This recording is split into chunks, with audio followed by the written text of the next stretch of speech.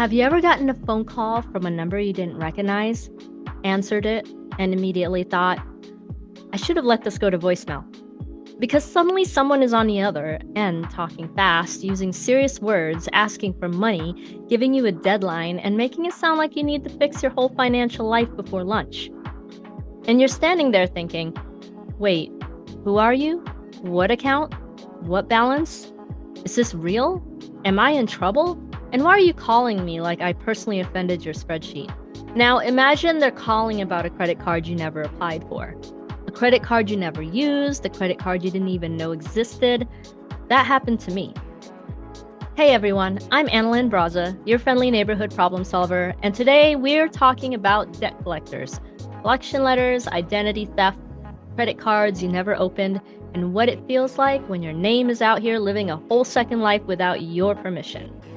Before we jump in, make sure you like this video, subscribe, and stay educated because it's 2026. Life is lifing, scammers are apparently working overtime, and my goal is to help you think ahead before panic starts driving the bus. Quick disclaimer, this is not legal advice, tax advice, credit advice, or financial advice. This is my personal story and educational conversation to help you think through real-life situations and why it matters to know where to turn when things get confusing. So let's talk about the call that makes your stomach drop. You're having a normal day. Maybe you're working. Maybe you're answering emails. Maybe you're reheating coffee for the third time because apparently hot coffee is a luxury now. Then your phone rings, unknown number. And because maybe you're expecting a delivery, a client, a school call, or a doctor's office, you answer. Big mistake. Suddenly someone says they're calling about a balance. They say a company name you barely recognize. They mention an amount. They mention a deadline. They mention possible next steps. And your brain immediately opens 47 browser tabs. Is this real? Did I forget something? And you're thinking, is this old? Is this a scam? Is this going to affect my credit? Do I need to pay right now? What happens if I don't? Can I put this person on mute and pretend my phone died? And here's where people get caught. The person on the phone sounds confident. They have a script. They have urgency. They may even have just enough information to make you nervous.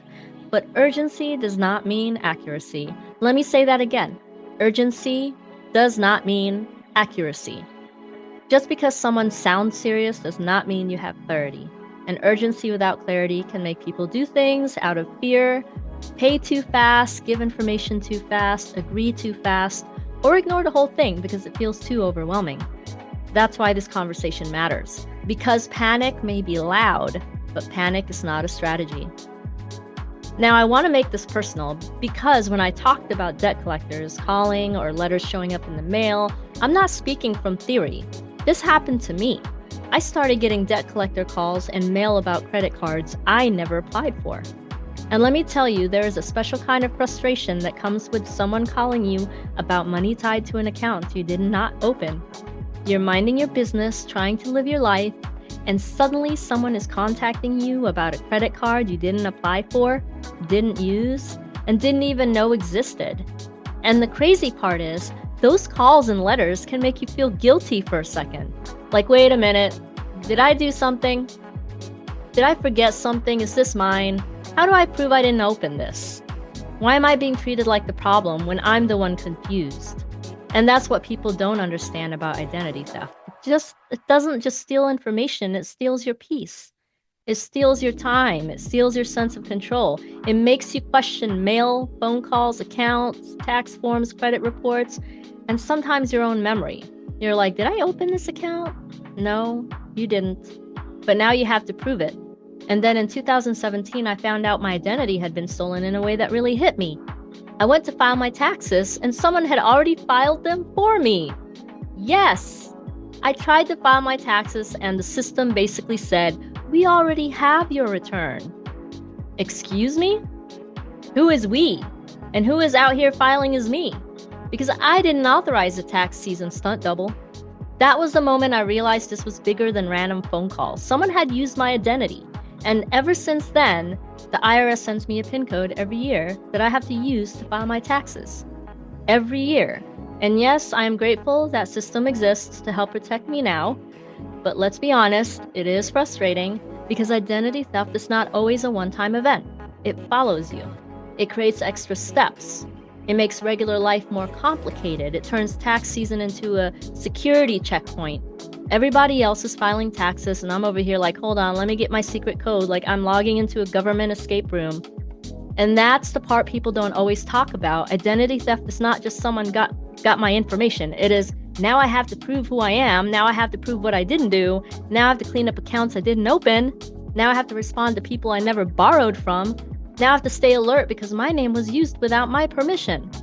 So when I started getting contacted about credit cards I never opened, I contacted my attorney, and that's where things started to shift. My attorney wrote letters to those creditors demanding that the balances be brought down to zero because those accounts were not mine.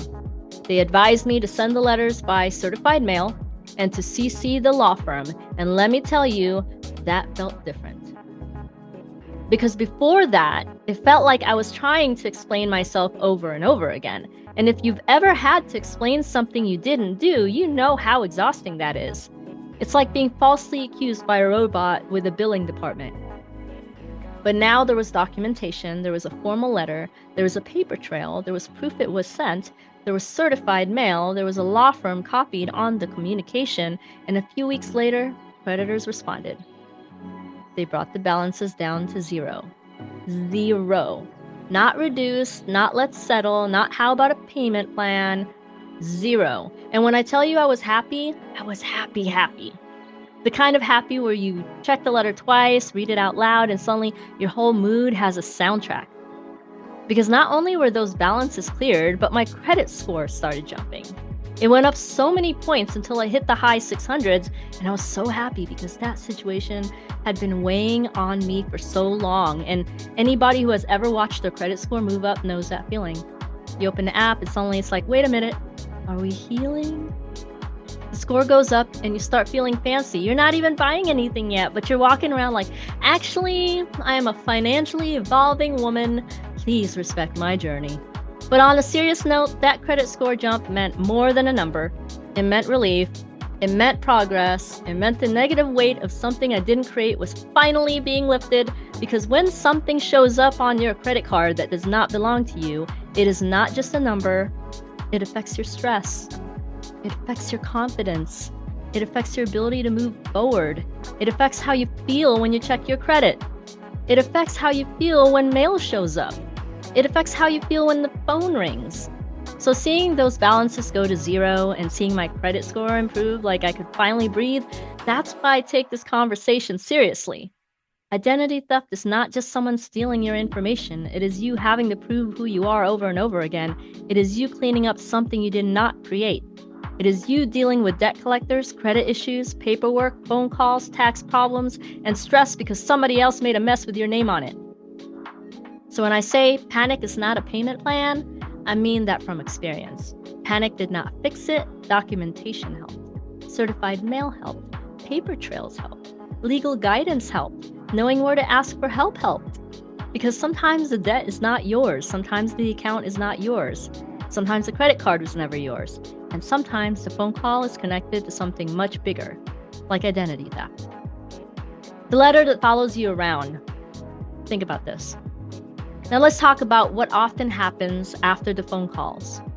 The letter shows up, it says past due, it says collection, it says response required, it has a balance, it has dates, it has words that immediately make your stomach drop. And what do most people do? They put it on the kitchen counter. Because that is where stressful paper goes when your brain says, not today, Satan. Every time you walk by, you see it, and somehow the letter feels louder. It didn't change. It didn't grow legs. It didn't start talking, but emotionally it is yelling. That's what happens to a lot of people.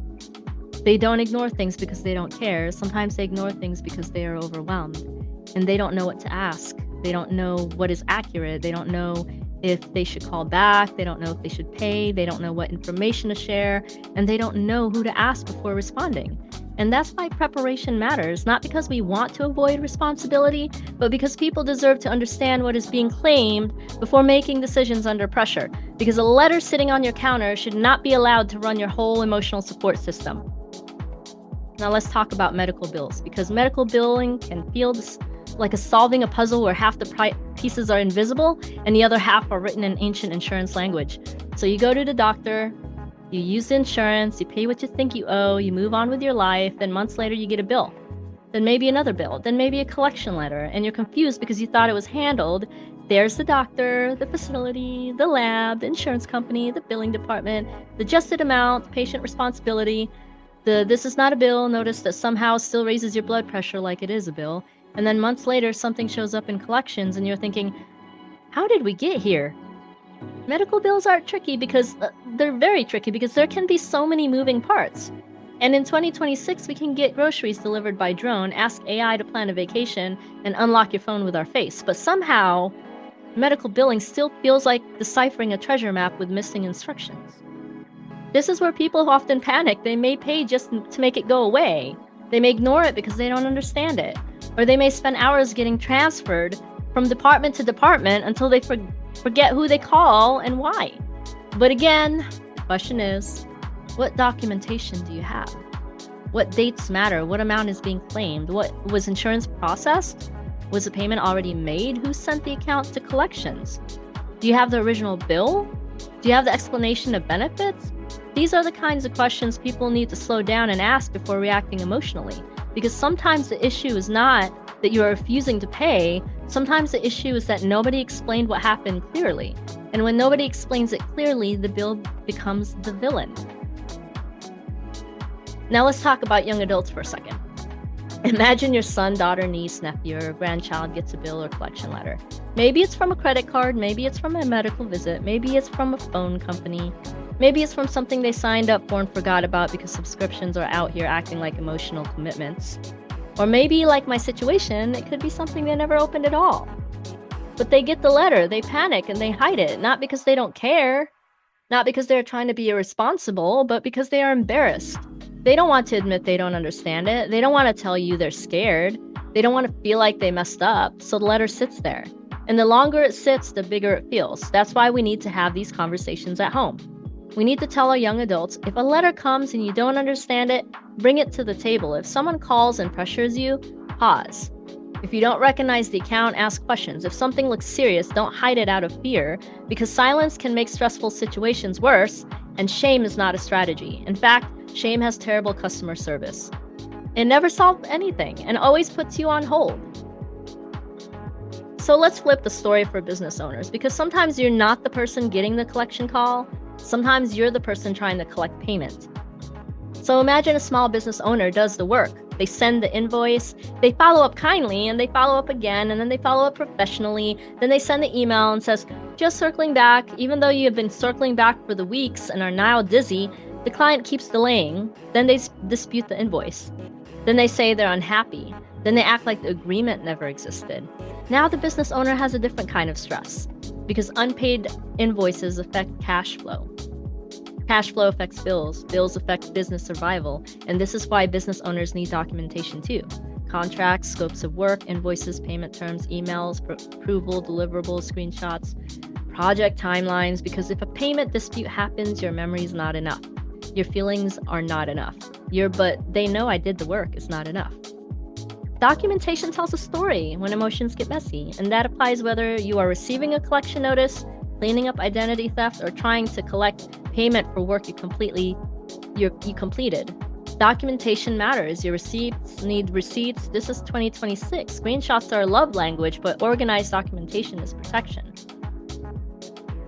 Here's the common thread in all these stories. When money, credit, identity, or bills are involved, people get emotional fast. Fear shows up, embarrassment shows up, frustration shows up, pressure shows up, and pressure can make people say yes before they understand. It can make people pay something without verifying it. It can make people avoid calls and letters until things feel worse. It can make business owners respond emotionally instead of strategically. So here's the phrase I want you to remember. Panic is not a payment plan. Panic is not a strategy. Panic is not documentation. Panic is not preparation. Panic is just your brain trying to do accounting while screaming. The goal is not to panic. The goal is to pause, gather information, organize documents, ask questions, know where to turn when you need help understanding what is going on. Because if there's one thing identity theft taught me, it's this. You need a paper trail. You need records. You need a plan. and you need support before everything feels overwhelming. I want every household to have a conversation about this, not a scary conversation, not a gather everyone around, we need to panic conversation, just a practical one. If a collection letter comes in, what do we do? If a bill appears that we don't understand, where do we keep it? If a phone call feels suspicious, what information should we avoid giving until we understand who we're speaking with? If our young adult child gets a bill or collection notice, will they hide it out of embarrassment? If a credit card shows up that we never applied for, what is our next step? If our identity is stolen, do we know who to call? If our business has an unpaid invoice, do we have documentation to support the work? These are not fear-based conversations. These are preparation conversations. Because life is going to keep lifing, bills happen, mistakes happen, disputes happen, identity theft happens, confusion happens, but confusion does not have to run the show. We are not letting confusion be the project manager of our lives in 2026. Absolutely not. So let me ask you, have you ever gotten a collection call or a bill that made your stomach drop? Have you ever received mail about an account you did not recognize? Have you ever had to clean up a mess you did not create? Did you panic? Did you ignore it? Did you pay just to make it go away? Did you spend hours trying to figure out who to call? Drop a comment and tell me, what is more stressful, the phone call, the letter, or not knowing what to do next? And if this conversation made you think, I need to be more prepared, then stay connected. I share education to help everyday people, families, and business owners think ahead before life gets complicated. And if you want to learn more about the resource I personally use to get access to legal guidance when situations like this come up, check the link in the description. Again, I'm Analyn Braza, your friendly neighborhood problem solver. Make sure you like this video, subscribe, and stay educated, because panic is not a payment plan. And can we be better prepared? I'll see you in the next video. You go.